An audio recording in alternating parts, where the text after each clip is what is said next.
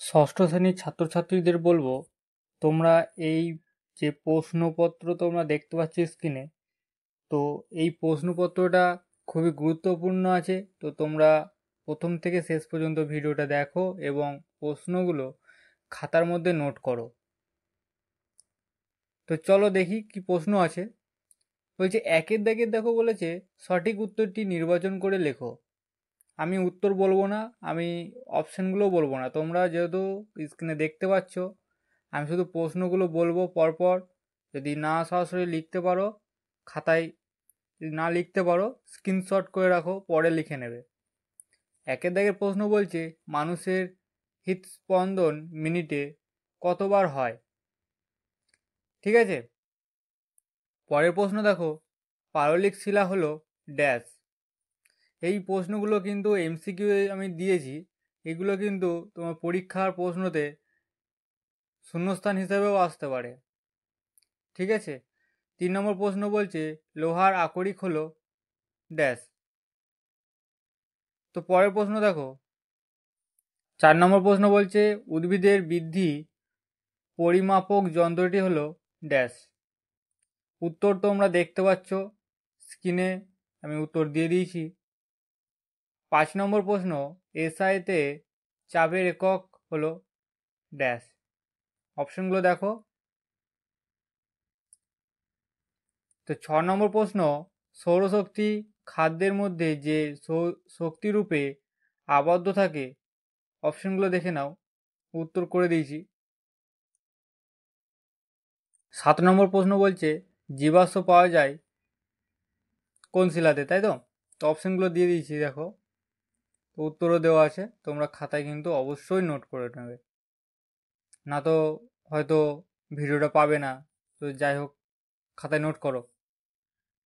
8 নম্বর প্রশ্ন অ্যালুমিনিয়ামের একটি আকরিক হলো ড্যাশ। 9 প্রশ্ন নিচের কোনটি সংকর ধাতু। তো পরপর উত্তর তোমরা করে নেবে, অত অপশন লেখার দরকার নেই, প্রশ্ন লেখো আর উত্তর লিখে নাও। 9 নম্বর প্রশ্ন, 10 নম্বর প্রশ্ন মানুষের হাত কোন শ্রেণীর লিভার। ঠিক আছে, তো অপশনগুলো দেখো, উত্তরগুলো শুধু করে নাও, অপশন লেখার দরকার নেই, শুধু উত্তরটুকু করলেই হবে। চলো, 11 নম্বর প্রশ্ন পৃথিবীতে সকল শক্তির উৎস হলো ড্যাশ। বারবার করে বলছি অপশন লেখার দরকার নেই, উত্তরগুলো শুধু করো। কারণ অপশনে যদি দেয়, এমসিকিউ যদি দেয় পরীক্ষায়, তাহলে অপশনগুলো অলরেডি থাকবেই, উত্তরটা কিন্তু দেওয়া থাকবে না, তখন তোমাকে উত্তরটা তুমি পারবে না। তার জন্য বলছি, বারবার করে বলছি, তো শুধু অপশন লেখার দরকার নেই, শুধু উত্তরটা খাতায় লেখো, প্রশ্ন লেখো আর উত্তরটা লেখো সাথে সাথে। 12 নম্বর প্রশ্ন উদ্ভিদ নিজের দেহে নিজে খাদ্য উৎপাদন করে বলে উদ্ভিদকে বলে ড্যাশ। 2 দাগের প্রশ্ন বলছে কি, যে প্রশ্নগুলির অতি সংক্ষিপ্ত উত্তর দাও। 1 × 10 = 10, মানে 10টা প্রশ্ন দেওয়া আছে, কি 12টা দেওয়া থাকবে, তো 12টার মধ্যে কি 11টার মধ্যে তোমাদের 10টা করতে হবে। ঠিক আছে, 1 নম্বর প্রশ্ন বলছে ম্যাগমা কি। তো উত্তর দেখো, বলছে মাটির গভীরে চাপ ও উষ্ণতা খুব বেশি থাকে, এর ফলে সেখানে থাকা পাথর তরল অবস্থায় থাকে, তাকে ম্যাগমা বলে। 2 নম্বর প্রশ্ন বস্তুর ভর মাপা হয় কোন যন্ত্রের সাহায্যে। উত্তর সাধারণ তুলা যন্ত্রের সাহায্যে। 3 নম্বর প্রশ্ন ক্ষেত্রফল বৃদ্ধিতে নির্দিষ্ট পরিমাণ বলের জন্য চাপ কমবে না বাড়বে। উত্তর হবে কমবে। 4 নম্বর প্রশ্ন তড়িৎ শক্তি থেকে যান্ত্রিক শক্তিতে রূপান্তরের একটি উদাহরণ হলো, বা উদাহরণ দাও। উত্তর হবে বৈদ্যুতিক মোটর।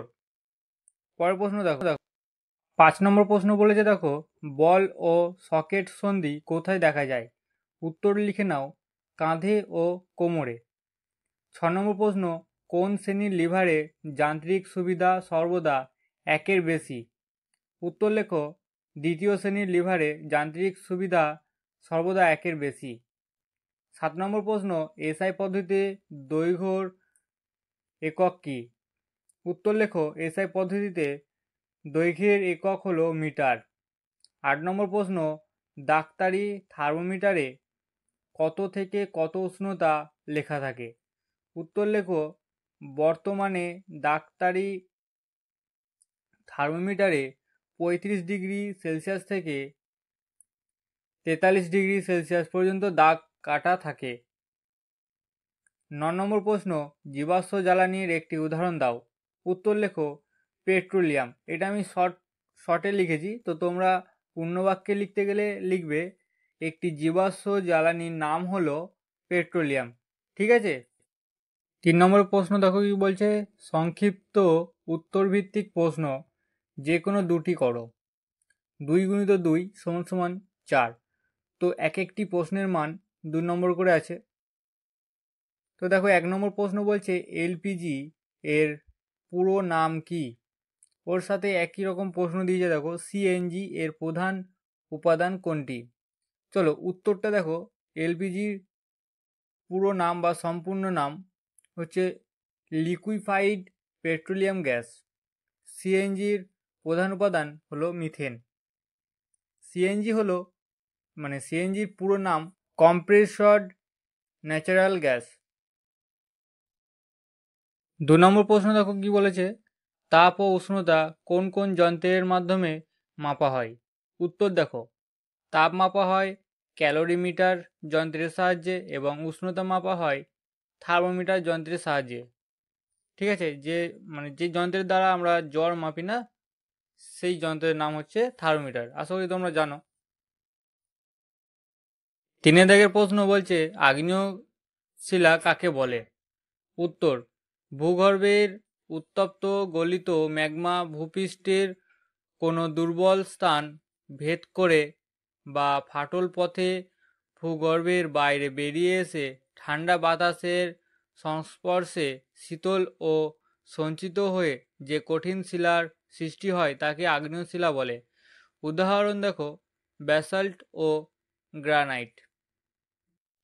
4 দাগের প্রশ্ন বলছে নিচের প্রশ্নগুলির উত্তর দাও যে কোনো 8টি। 3 গুণিত 8 সমান সমান 24।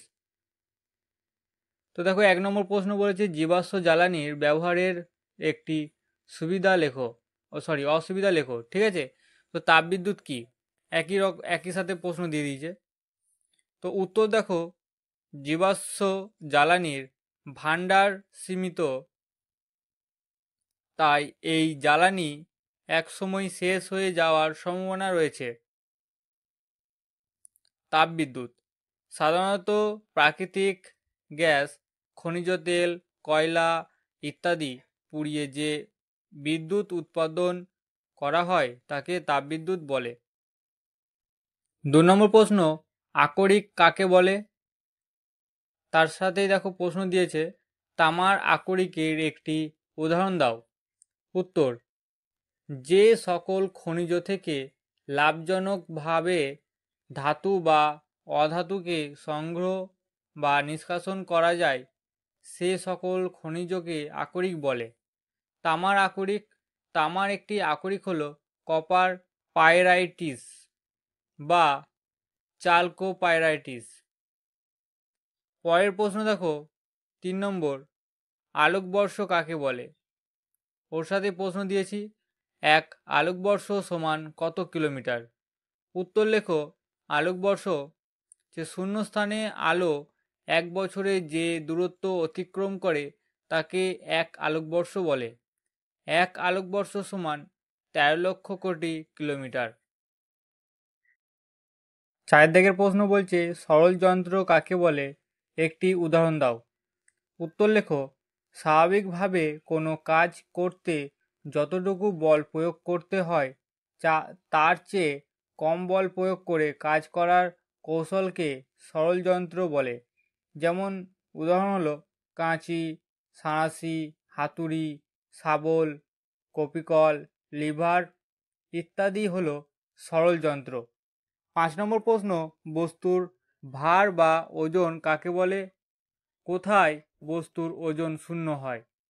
উত্তর, কোনো বস্তুকে পৃথিবী যে বলে তার কেন্দ্রের দিকে আকর্ষণ করে তাকে ওই বস্তুর ওজন বা ভার বলে। পৃথিবীর কেন্দ্রে কোনো বস্তুর ওজন শূন্য হয়। 6 দাগের প্রশ্ন বলছে, প্রথম ও দ্বিতীয় শ্রেণীর খাদক কাকে বলে? উদাহরণ দাও। উত্তর লেখো। প্রথম শ্রেণীর খাদক যেসব প্রাণী সরাসরি উদ্ভিদ থেকে খাদ্য গ্রহণ করে তাদের প্রথম শ্রেণীর খাদক বলে, যেমন ঘাসফড়িং, মুরগি, গরু, ছাগল, হরিণ, হাতি ইত্যাদি। দ্বিতীয় শ্রেণীর খাদক যেসব প্রাণী তৃণভোজী প্রাণীদের খাদ্য হিসেবে গ্রহণ করে তাদের বলা হয় গৌণ খাদক বা দ্বিতীয় শ্রেণীর খাদক, যেমন বাঘ, শিয়াল ইত্যাদি। 7 নম্বর প্রশ্ন, বার্নওয়ালির নীতি লেখো। গতিশক্তি কাকে বলে?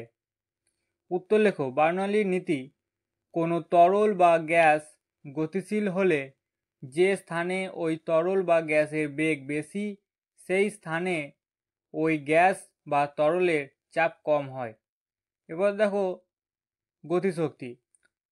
কোনো গতিশীল বস্তু গতিশীল থাকার জন্য যে শক্তি অর্জন করে তাকে গতিশক্তি বলে। পাথরকে কাঁচের সঙ্গে ঠেকিয়ে রাখলে কিছু হয় না, কিন্তু পাথর ছুঁড়ে মারলে কাঁচ ভেঙে যায়।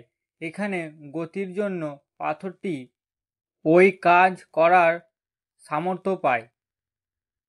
8 দাগের প্রশ্ন, প্রাথমিক রাশি ও লব্ধ রাশি কাকে বলে? উদাহরণ দাও। উত্তর লেখো। প্রাথমিক রাশি যে সকল রাশি স্বাধীন বা নিরপেক্ষ, যেগুলো অন্য রাশির উপর নির্ভর করে না বরং অন্যান্য রাশি এদের উপর নির্ভর করে, তাদেরকে প্রাথমিক রাশি বা মৌলিক রাশি বলে, যেমন দৈর্ঘ্য, ভর, সময় ইত্যাদি। তো লব্ধ রাশি হলো যে সকল রাশি মৌলিক রাশির ওপর নির্ভর করে বা মৌলিক রাশি থেকে লাভ করা যায় তাদেরকে লব্ধ রাশি বলে। যেমন হচ্ছে কাজ, ত্বরণ, বল, তাপ ইত্যাদি। রাশিগুলি হলো মৌলিক রাশির সমূহ থেকে লাভ করা যায় বলে এগুলো লব্ধ রাশি। 9 নম্বর প্রশ্ন, টেন্ডন ও লিগামেন্ট কি? উত্তর লেখো। টেন্ডন মাংসপেশির প্রান্তভাগ দড়ি বা রজ্জুর মতো শক্ত হয়ে অস্থির গায়ের সঙ্গে সংযুক্ত থাকে বা সংযুক্ত হয়। এই শক্ত প্রান্তকে টেন্ডন বলে। লিগামেন্ট পাতলা কাপড়ের মতো কোমল অথচ দৃঢ় স্থিতিস্থাপক, যে বন্ধনী দিয়ে অস্থিগুলো পরস্পরের সঙ্গে সংযুক্ত থাকে তাকে লিগামেন্ট বলে। 10 নম্বর প্রশ্ন, লোহিত রক্তকণিকা ও অনুচক্রিকার কাজ কি? উত্তর লেখো। লোহিত রক্তকণিকার কাজ, লোহিত রক্তকণিকা মানবদেহে অক্সিজেন ও কার্বন ডাই অক্সাইড পরিবহন করে। অনুচক্রিকার কাজ, অনুচক্রিকা ক্ষতস্থানে রক্ত জমাট বাঁধতে সাহায্য করে। আজকের ভিডিও এই পর্যন্তই। তোমাদের যদি ভালো লেগে থাকে অবশ্যই একটা লাইক করো আর কমেন্ট করতে ভুলো না। যার যেখানে সমস্যা আমাকে অবশ্যই জানাবে, আর বন্ধুদের কাছে অতি অবশ্যই কিন্তু শেয়ার করো। তোমাদের একটা লাইক আমাকে একটা ভিডিও বানাতে অনেক মোটিভেট করে, তো লাইক করতে কেউ ভুলো না।